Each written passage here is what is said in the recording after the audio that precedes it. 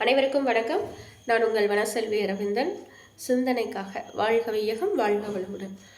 ஆன்மீகம் என்பதுதான் அறிவு, அறிவுதான் ஆன்மீகம். ஒரு அரண்மனையில் ராஜா, அமைச்சர் அனைவரும் பேசிக்கொண்டிருக்கிறார்கள். அப்பொழுது ஒரு இளைஞன் குறுக்கிடுகிறான். அந்த இளைஞன் மன்னா என்று சத்தமாக விழித்தான். மன்னர் திரும்பி பார்க்கும் பொழுது எனக்கு ஒரு வேலை வேண்டும் என்றான். அமைச்சர் சொன்னார், நேருக்கு நேராக அரசவைக்குள் வந்து மன்னனை பார்த்து வேலை கேட்கும் அளவிற்கு உனக்கு தைரியமும் திமிரும் இருக்கிறதே, உன்னை நம்பி எந்த வேலைக்கு நாங்கள் எடுத்துக்கொள்வது? உடல் ரொம்ப மோசமான சூழ்நிலையில் இருக்கிறது, ரொம்ப ஒல்லியா இருக்கிற, உன்னை போர் வீரனா எடுக்க முடியாது, காவலாளியா எடுக்க முடியாது, புதிதாக வந்த உன்னை நம்பி சமையல் அறையில் விட முடியாது, உன்னை எப்படி நாங்கள் வேலைக்கு சேர்ப்போம்? அதுவும் நேருக்கு நேர் மன்னனிடம் இவ்வளவு சத்தமாக கேட்கிறாயே என்று சினந்து கொண்டார் அந்த அமைச்சர்.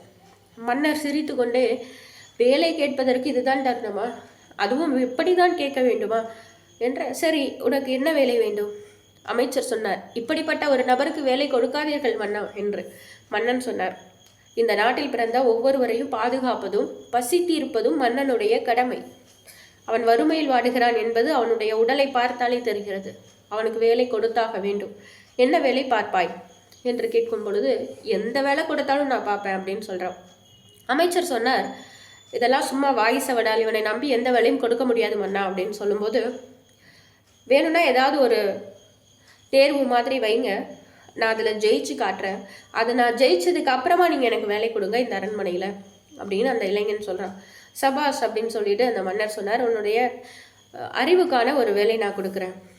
ஏன்னா உடலுக்கான வேலை இது கிடையாது. எதிர்நாட்டு மன்னன் கிட்ட நான் நிறைய தான தர்மம் கொடுத்துருக்கேன். அது போக கடனை நிறைய பல லட்சம் பல கோடி அவன் வாங்கிட்டு போயிருக்கான். அவனுடைய நாட்டு நலனுக்காக நான் திருப்பி தந்துடுவேன் அப்படின்னு சொல்லி போனால் அந்த கால அவகாசம் எல்லாமே முடிஞ்சு போச்சு. சரி, போர் செய்து அவனுடைய நாட்டை அபகரிக்கலாம் அப்படின்னு பார்த்தா, இந்த நாட்டுடைய மகாராணி என்னுடைய மனைவி அந்த இயற்கை சூழல் பிடிச்சி போய் அங்கே ஒரு 10-15 நாள் சிறப்பு விருந்தினர் மாதிரி அங்கே போய் இருந்துட்டு வந்தாங்க. அப்போ அந்த மகாராணிக்கு அங்கு கிடைத்த உபசரிப்புகள், அங்கே இருக்கக்கூடிய மக்கள் மீது ஒரு பாசம் வந்து விட்டது, கருணை வந்து விட்டது. அதனால் அந்த நாட்டின் மீது மட்டும் போர் செய்யக்கூடாது என்பது மகாராணியின் உத்தரவு. அதை மீறவும் முடியாது. ஆக அவன்கிட்ட கொடுத்த பணத்தையும் திரும்ப வாங்கணும். நிறைய கொடுத்தாச்சு. நம்முடைய பொருளாதார நிதி சிக்கலும் இருக்கு, அது வந்தால் ரொம்ப உபயோகமாக இருக்கும். நீ போய் அதை வாங்கி வர முடியுமா அப்படின்னு கேட்கும் பொழுது, நீங்கள் கொடுத்த பொருளை தான் வாங்க வேண்டுமா மகாராஜா என்று அந்த இளைஞன் கேட்கிறார். மகாராஜா சிந்தித்து கொண்டு சொன்னார், இல்லை, கொடுத்ததைத்தான் திரும்ப வர வேண்டும் என்று நான் நிர்பந்திக்கவில்லை. நான் கொடுத்ததற்கு இணையாக நீ வேறு எதை கொண்டு வந்தாலும் பரவாயில்லை. மீண்டும் மீண்டும் அவன் கேட்கிறான், கொடுத்ததற்கு இணையாக வேறு என்ன வந்தாலும் பரவாயில்லையா என்று. மன்னன் சொன்னார், ஆமாம், நான் கொடுத்ததற்கு இணையாக வேறு எது வந்தாலும் பரவாயில்லை, ஏதாவது வந்தா போதும், நீ போய் வாங்கிட்டு வா அப்படின்னு. அமைச்சர் சிரித்து கொண்டே சொன்னார், இங்க இருக்கிற யாராலையும் முடியாத ஒரு காரியம். மன்னரே நேரில் போய் கேட்டும் கூட இங்க ஒன்றும் இல்லைன்னு கையை விரிச்ச மன்னன் இவன் கேட்டு கொடுக்க போறானா அப்படின்னு சொல்லி சிரிச்சார். இந்த இளைஞன் பெற்று கொண்டு வருகிறேன் அப்படின்னு சொல்லிட்டு கிளம்பி போயிட்டார். அந்த நாட்டுக்கு போறாரு. போற வழியில ஒரு பாம்பு அவரை தீண்டிடுச்சு. உயிருக்கு போராடிட்டு இருக்கிற சூழ்நிலையில் அங்கே இருக்கக்கூடிய பெண்களும் பெரியவர்களும் மூலிகை மருந்தெல்லாம் கொடுத்து இவனை வந்து கண்விழிக்க செய்தார்கள். 3 நாட்கள் கடந்து போனார். அப்பொழுது அந்த இளைஞன் கேட்கிறார், அந்த எதிர்நாட்டு அந்த மன்னனை பற்றி என்ன நினைக்கிறீங்க, அந்த நாடு எப்படிப்பட்ட நாடுன்னு கேட்கும் பொழுது, பசியில் அங்கே யாருமே வாடினது கிடையாதுப்பா, அவர் அவ்வளோ பெரிய மகாராஜா, மகாராஜாங்கிற பேருக்கு தகுந்தாற் போல் ஒரு மகாராஜா, மிகச்சிறந்த மன்னன். தன்னுடைய நாட்டை மட்டும் அல்லாமல் எங்களுடைய நாட்டும் நல்லா இருக்க வேண்டும் என்பதற்காக எங்கள் நாட்டு மன்னனுக்கு பல கோடி அளவு மதிப்புள்ள தானமும் தர்மமும் செய்தவர் அவர். அப்படியா அப்படின்னு கேட்கும் பொழுது, ஆமாம், கடனாகத்தான் எங்களுடைய மகாராஜா வாங்கியதாக எங்களுக்கு ஒரு செய்தி வந்தது. ஆனாலும் கூட இந்த நாட்டை நம்பி இது ஒரு சின்ன நாடு, இங்கே இயற்கை வளங்கள் மட்டும்தான் இருக்கு, அதை கடந்து பொருள் வளம் அப்படின்னு எதுவுமே கிடையாது. அன்னைக்கு ஏதோ ஒழிச்சு ஏதோ நாங்கள் சாப்பிட்டுட்டு இருக்கிறோம்.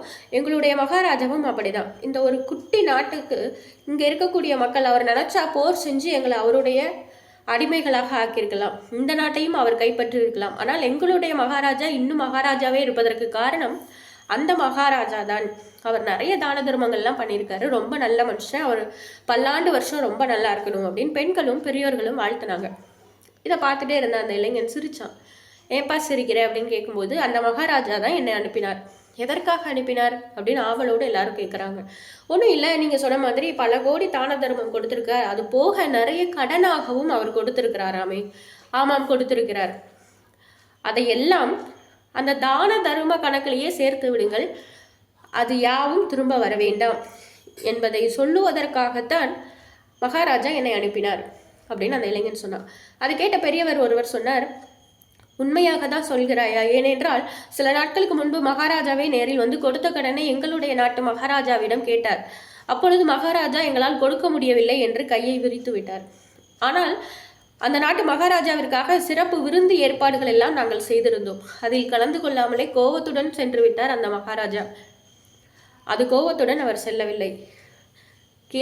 இப்படிப்பட்ட ஒரு நாட்டில் கொடுத்ததை திருப்பி கேட்டுவிட்டோமே என்ற குற்ற உணர்ச்சியில் தான் அவர் சென்றார். அதனால்தான் இன்று என்னை அவர் அனுப்பி வைத்தார். அவர் கொடுத்தது யாவும் தானமாகவும் தர்மமாகவும் இருக்கட்டும் என்று உங்கள் நாட்டு மகாராஜாவிடம் சொல்லிவிட்டு வருவதற்காகத்தான் நான் இங்கு வந்தேன் அப்படின்னு அந்த இளைஞன் சொன்னார். இந்த செய்தி அந்த நாட்டு ராஜாவுடைய காதுக்கு போய் இந்த நாட்டு மகாராஜாவுக்கு பெரும் பிரார்த்தனை செய்து பூஜிக்க வேண்டும். அந்த நாட்டு இறைவர்களிடம் அந்த நாட்டு மக்கள் குழு குழுவாக சேர்ந்து இந்த நாட்டு மன்னனும் அந்த நாடும் நல்லா இருக்கணும் அப்படின்னு சொல்லி பெரிய பூஜை எல்லாம் பண்ணாங்க. இந்த இளைஞன் அரண்மனைக்கு திரும்ப வந்துட்டான். வெறுங்கையை வீசிட்டு வரதை பார்த்ததும் அமைச்சருக்கு சிரிப்பு. அதான் சொன்னேனே இவனால் ஒன்றும் முடியாதுன்னு, எப்படி வெறுங்கையை வீசிட்டு வரான் பாருங்க அப்படின்னு.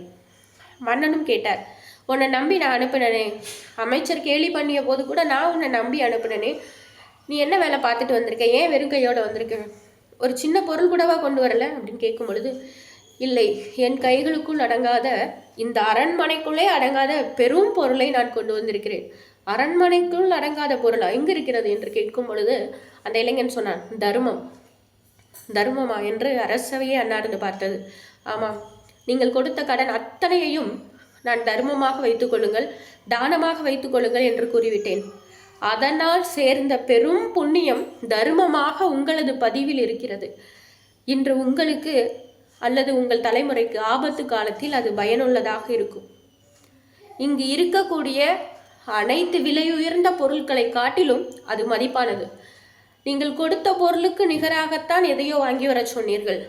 ஆனால் நான் அந்த இறைக்கு நிகரான ஒரு பொருளை வாங்கி வந்திருக்கிறேன், அதுதான் தர்மம் என்று அந்த இளைஞன் சொன்னதை கேட்டு அதிர்ந்து போன மன்னர் அரசவையில் அரியணையிலிருந்து இறங்கி அந்த இளைஞனை கையெடுத்து வணங்கினார்.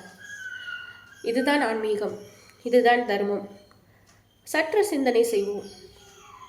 இருக்கிற ஆண்டு 60, 40, 50, தூக்கத்தில் பாதி ஆண்டுகள் கழிந்து விடுகின்றன, குழந்தை பருவத்தில் பாதி ஆண்டுகள் கழிந்து விடுகின்றன, படுக்கையில் படுத்தால் அல்லது முதிர்ந்த பிறகு இந்த வாழ்க்கை பெரும் சுவாரஸ்யமாக இருப்பதில்லை.